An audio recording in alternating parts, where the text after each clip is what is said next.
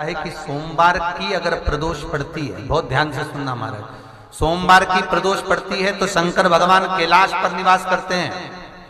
मंगलवार की प्रदोष पड़ती है तो शिव काशी में निवास करते हैं। बुधवार की प्रदोष पड़ती है तो शिव रजत भवन में निवास करते हैं। गुरुवार की प्रदोष पड़ती है तो शिव गंगा के स्थल पर निवास करते हैं। शुक्रवार की अगर प्रदोष पड़ती है तो शिव नीलकंठ पर विराजमान होते हैं। शनिवार की अगर प्रदोष पड़ती है तो शिव शमी के वृक्ष के नीचे रहते हैं।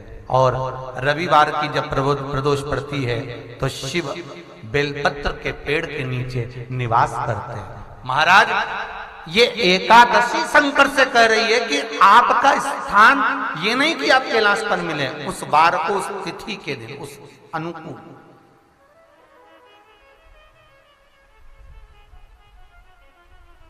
हमारे यहां कहते हैं सोमवार की जो प्रदोष पड़ती है वो इच्छा पूर्ति करती है। मंगलवार की प्रदोष रोग से मुक्ति देती है। बुधवार की प्रदोष कामना की पूर्ति करती है।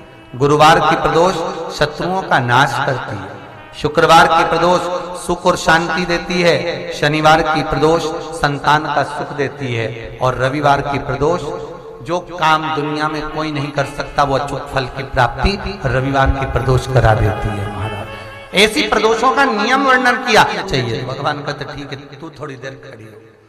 एकादशी सम्मुख खड़ी हुई। पार्वती जी ने जिस अंगुष्ठ का जल पीने के लिए लिया था हाथ में, बस पीने ही वाली थी, शंकर भगवान ने वही हाथ में जल लेकर एकादशी के हाथ में उसको देकर कहा ले, ये मेरे द्वारा निर्मित एक व्रत है जिसे त्रयोदशी के दिन तूने मांगा है, मैं तुझे देता हूं। आज इस व्रत का फल मैं तुझे प्रदान करता हूं। अब तू जिस जीवात्मा को लेकर जाएगी उसका पाप प्रबल नहीं होगा। किसी स्त्री, पुरुष, बालक, बुजुर्ग जो भी होगा जिसने प्रदोष का व्रत करा होगा वो जीवात्मा को तू किसी फल की कामना से नहीं स्वतः ही लेकर चली जाए। उसमें कोई कामना नहीं है। बन सके जीवन में 11 प्रदोष या 26 प्रदोष करने के बाद आप उसका उद्यापन कर विराम भी दे सकते।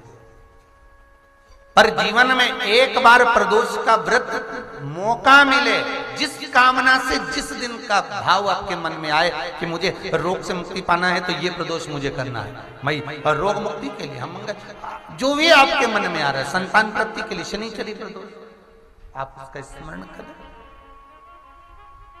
फिर लिखा शिव महापुराण में, बड़ा सुंदर लिखा वेद व्यास जी ने, मान लो आप प्रदोष का व्रत नहीं कर सकते, आप अगर व्रत नहीं कर सकते तो प्रदोष के दिन, प्रदोष काल में शाम का समय सूर्यास्त का कुछ पल, कुछ घड़ी के पहले से लेकर बाद तक का प्रदोष काल के अंतर्गत आप शंकर जी के मंदिर में जाकर 1 लोटा पानी, 5 बेलपत्र भी अगर समर्पित करते हैं तो संपूर्ण प्रदोष का फल आपके भाग्य में प्रबल हो जाए। शिव महापुराण में इस